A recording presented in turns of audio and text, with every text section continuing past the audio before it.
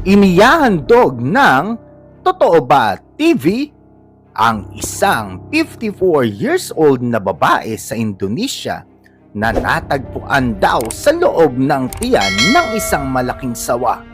Totoo ba ito? Tara na at alamin natin ang buong kwento. Ayon sa mister ng babaeng natagpuan sa loob ng tiyan ng sawa, ay araw ng linggo nang pumasok ang kanyang asawa sa isang malapit na plantasyon. Ngunit gabi na ay hindi pa umuwi ang kanyang asawa. Kaya naman, gumawa ng isang search and rescue operation upang hanapin ang babaeng nawawala.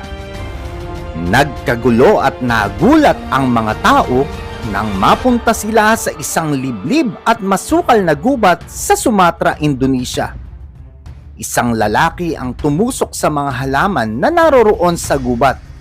At laking gulat nila nang tumambad sa kanila ang isang napakalaking sawa. Hinihinala nila na ang naturang sawa ang kumain sa babae na kanilang hinahanap dahil sa malaking umbok sa tiyan nito. Kaya naman, agad itong pinagtataga ng isang lalaki. At nang binuksan nila ang tiyan ng sawa, ay dito na nila nakumpirma ang matagal na nilang pinaghihinalaan.